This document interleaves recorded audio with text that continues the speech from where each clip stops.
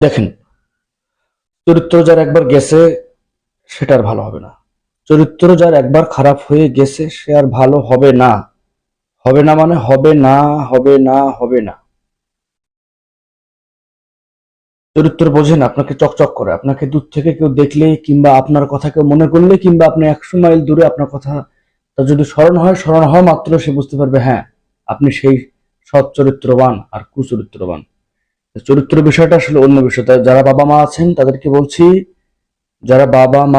তাদেরকে বলছি বাচ্চা কাচ্চা নষ্ট হওয়ার আগে শুধরান, ভালো পরিবেশে রাখেন, তাদেরকে চোখে চোখে রাখেন কুচরিত্র হওয়ার আগে। চরিত্র একবার হারায় গেলে সে চরিত্র আর ফিরে আসবে না। এবার আসেন চরিত্র ভালো না হওয়ার কি কি কারণ বা হবে না কেন। ওই ব্যক্তি বা ওই নারী বা ওই মেয়ে, তার চারপাশে যারা আছেন তারা সবাই চমৎকার চরিত্রবানের অধিকারী। এত ভালো চরিত্র তাদের বলে বোঝানো যাবে না। এবং যিনি মিশছেন ওই নারী বা ওই পুরুষ, তিনিও তো সেই হেভি সার্টিফিকেট প্রাপ্ত চরিত্রবান। এ কারণে ওনাদের সঙ্গে মিশছেন। বুঝতে পারছেন?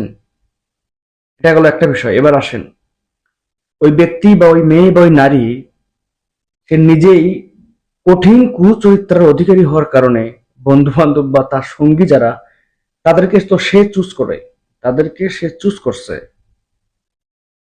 সে যখন সবাইকে চুজ করে নেবে, আরো ভয়ঙ্কর বিষয় হচ্ছে যারা অ্যাডাল্ট বয়স পার হয়ে এসছেন, জীবনের মধ্যবয়সে এসে গেছেন, এই কুচরিত্রা এবং বিখ্যাত সৎ চরিত্রবান ব্যক্তিটি বা নারী বা ওই মেয়ে, তার যে সঙ্গী, তার সারা জীবনের যে সঙ্গী, উনি কিন্তু বুঝতে পারছেন তো কঠিন চরিত্রবানের অধিকারী। এই কারণে ভালো হবেন না। আর একটা বিষয় ডিপেন্ড করে, সেটি হলো উনি কোন পরিবেশে বড় হচ্ছেন। উনি বংশগত দিক থেকে শুরু করে উনি কোন পরিবেশে বড় হচ্ছেন এই একটা বিষয় খেয়াল করে।